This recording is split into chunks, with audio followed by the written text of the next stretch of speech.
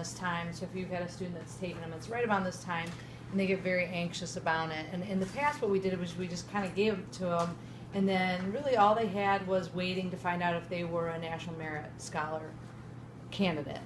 And that was really the only communication. Well, College Board has done some really nice things in terms of communicating and letting them access some things online that are free. So what I did is I brought them down to the PAC. There's quite a few of them. They came during SSR. They came down and they looked at their scores, and I kind of explained it to them. And I'll spend a little time on what I talked to them about, but more time on maybe what you guys have as a resource and you can encourage your students to use for what comes next after they've taken the PSAT. So there's 4 major parts of their PSAT. Score report, and it's the scores that I spoke to them with most. Their skills, I talked a little bit about that, the answers, and then the next steps, which I'll focus more on with you guys. 3 sections, critical reading, math, and writing skills. The big difference between SAT and ACT in terms of what the content is, there's no science on the SAT. There is on the ACT. I have said, and I will continue to profess, that if you're studying for a test like this, a college entrance test, a standardized test, there's a lot of the same kind of feel. So the more they practice, the better it is for them. Okay, and then your skills, they sort of highlight what you are good at and what maybe you need some improvement with. So they individualize the questions, determining the meaning of words, author's craft, those sort of things, and they tell you, they break it down in that section. And I guess I can pass these around. These are I'm a student is who this is. They send our College Board sends those to us so we can kind of see what those scores look like. You can share those. So it shows you where your skills are, and really, again, I just kept telling them, hang on to this, because later on I'll show you how you can use your skills, how you can look at the skills, and those that are a little bit further to the left, maybe those are the things you want to focus on as you're preparing for that next test that counts. Okay?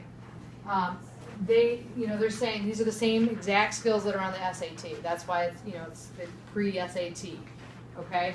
And this My College Quick Start down here is a website that is absolutely free to those that took the PSAT and has all of these kind of goodies on it that you can use to prepare and see where they're at compared to the nation's juniors. Okay, this is where the National Merit Scholarship information comes from. The selection index that for this student is a 146. That's the number basically that they use to determine whether you're a National Merit Scholar or not. What they have said is, again, it depends on the juniors that are taking it, that particular test, and it is somewhere around the 200, 215 is the starting point for a National Merit qualifier. Okay, that's not always the same. And there's information there that they ask to find out whether you would be a qualifier. Basically, what you have to do is you have to be a junior. If there's an asterisk there, that probably means they're a freshman or a sophomore. That's all that means, is you didn't qualify simply because of your grade level. Okay? And then it compares the percentile to all of college-bound juniors that took the PSAT.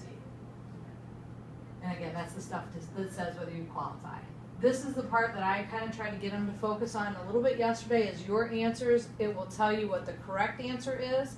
If you see the little check mark, that means they got it right. If the letter is there, that's what you answered incorrectly. And then the next column is the difficulty level. So the correct answer, your answer, difficulty level. And again, we'll use that in that My College Quick Start. And then if they had to do the math and they had to actually write down an answer, they calculated it, or they reported it this way, what they wrote, what the correct answer was, and again, the difficulty level. So using that difficulty level, you can really see how in-depth the student knows the information. For a lot of the freshmen and sophomores, they're not going to know it as in-depth because, I mean, it's a junior level test that's basing your information for what you've gathered as a junior. The next steps, on those, you'll see there's a little code at the bottom, an access code that goes with collegeboard.org /quickstart. That's that free resource. They have to have that access code. We do have copies of their score reports, so if they misplace them, as they might do, we do have those codes on there. All you have to do is call a counselor and we can give you their code on there if they don't do it right over winter break here. Right? And we'll go over those a little bit more in detail. How do you use My College Quick Start? And this is where I feel like for parents, free, easy access to some of these things that you guys call us on a lot. And sometimes we have good resources for it, and sometimes it's a Google search. This, if they took the PSAT, it's built in there for them. So they get the My Online Score Report, which we kind of went over. They can do a My SAT study plan, reviewing the questions that they missed, questions looking at the level, how do they answer them incorrectly, what should they have done, and then some extras in there. After that is My Personality, so it's a personality test, which a lot of people are asking us, how are they learn, what kind of learner are they, what do they like, what sort of things. And then a My Major and Careers match. So if they don't know what they want to do, you can do some of that.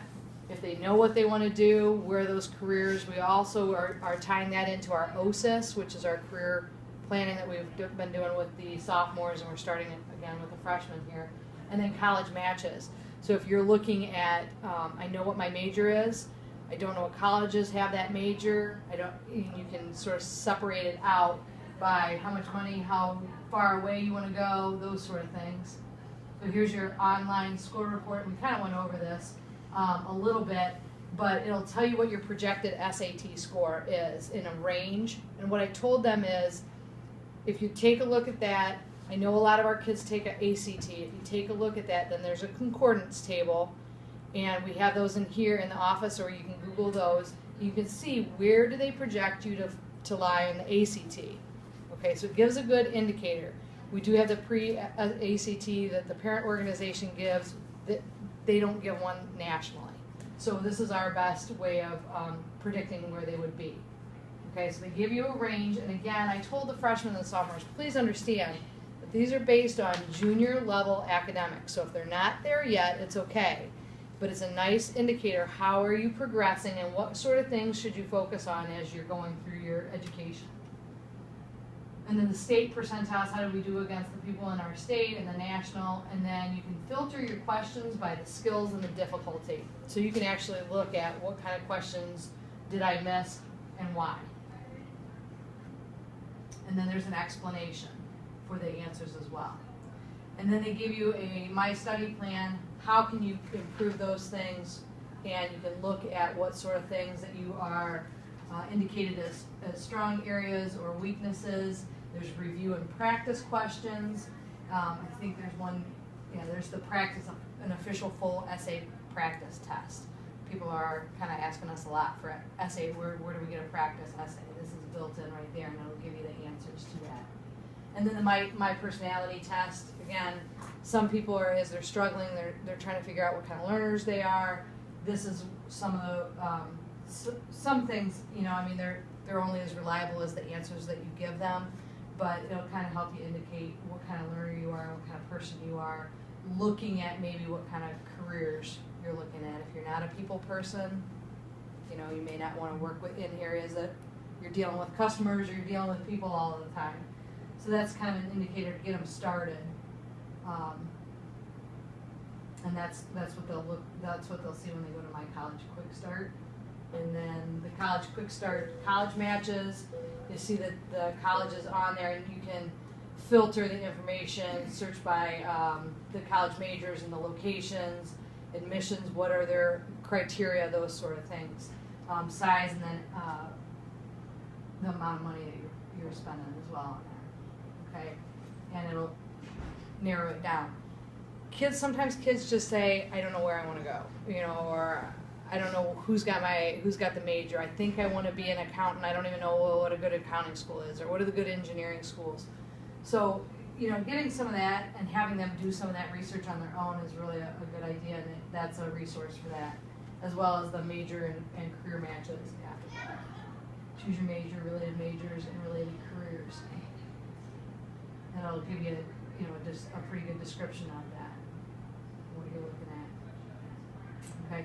And there is a potential AP. I don't know a whole lot about the AP side of things. Ms. Hank does that, but there is a potential, if you're scoring at this on a PSAT, then your potential to be successful in an AP class is indicated in that as well. And again, the other thing that we are using is the OSIS, which is our career search. The one thing that I talked about a little bit in there, and I told the staff as well, is everybody will have access to that, the OSIS. And the other thing that I like to see on there, because we're looking at after they're done with college, we don't want them to return back home. So we're looking at getting them into majors that have jobs that will, you know, support them. And there's a nice little link in there, and it's like what is it? Jobs and Statistics, the Bureau of Jobs and Statistics. It'll tell you which careers are up and going and which ones are not. And I gave the example, I hope it's not one of your students, but I give this example. This kid was super excited about being an architect. And I was saying, you know, maybe you want to be an architect, and you know, you want to go to the University of Cincinnati because you've always wanted to be an architect, and you've heard the University of Cincinnati is the best architect school in the area, and that's awesome. But if you look at the job projection in Toledo, it's a -%. And I felt like I crushed his dreams. I hope I didn't. But what I did, you know, what I said is, then there's another indicator on that says go to other states.